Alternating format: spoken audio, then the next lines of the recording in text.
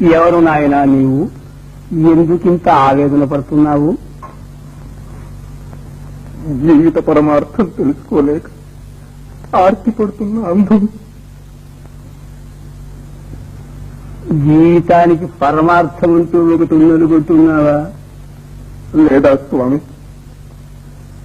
వేదాంగాల నెరిగిన మహర్షులు, దేశ దేశాలు జయించిన చక్రవర్తులు, పేద సాద అంతా పుట్టి పెరిగి మరణిస్తున్నారు. వీరంతా మరణించిన తర్వాత ఏమవుతున్నారు స్వామి? పిచ్చివాడా, లోకమంతా ఈ శరీరంతో జీవించి సుఖించాలని తాపత్రయపడుతుంటే మరణించిన తర్వాత ఏమవుతారనే విచారం నీకెందుకు? ఆ విచారం వదులుకో. నీకు అష్టైశ్వర్యాలు కలిగే మార్గం చూపిస్తాను, అనుభవించు. వద్దు స్వామి, అవన్నీ అనుభవించి క్షణికములని క్షుద్రములని తెలుసుకున్నాను. వాటిపై నాకు వాంఛ లేదు. నన్ను బాధిస్తున్న ప్రశ్న ఒక్కటి, మనం ఎక్కడి నుంచి పుడుతున్నాం, ఎక్కడికి పోతున్నాం? ఈ సందేశం నివారించింది.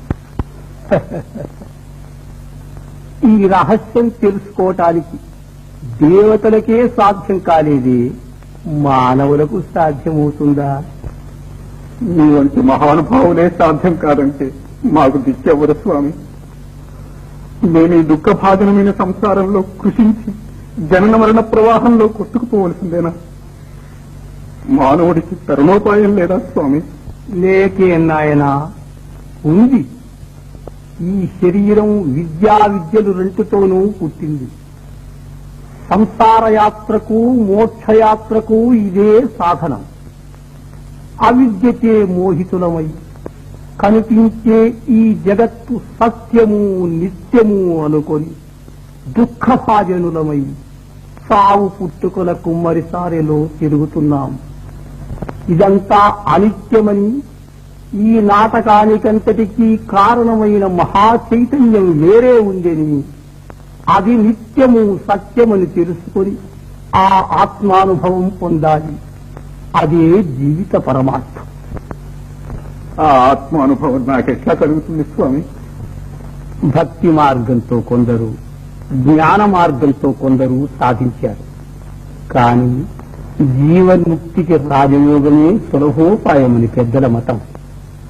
రాజయోగం నాకెవరు ఉపదేశిస్తారు స్వామి? ఆ సమయం వచ్చినప్పుడు పరమాత్మే సద్గురువై వచ్చి ఉపదేశిస్తాడు. కారు చీకటిలో దాడి తెలియక తికమక పడుతున్న నాకు వెలుగు వల్ల మీరు లభించారు. మీరే నా గురువులు, నా దైవం.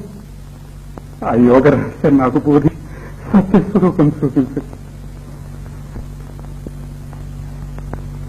అతి గుప్తమైన ఆత్మ విద్యను నీకు బోధిస్తున్నాను, సావధానుడమై విను.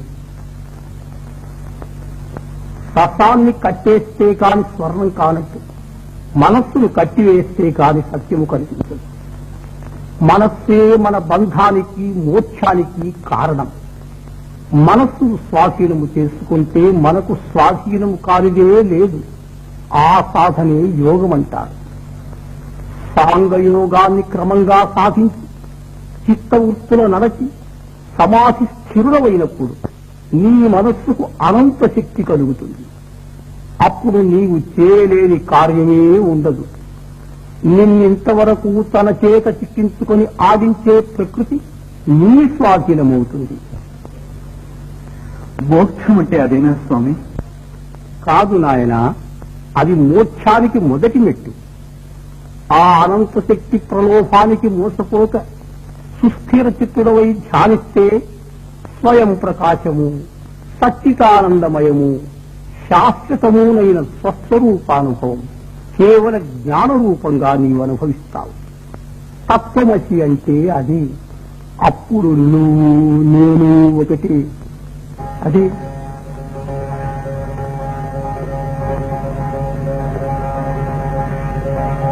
రాజయోగ సాధన చేసి అఖండ బ్రహ్మానందానుభవం పొందు.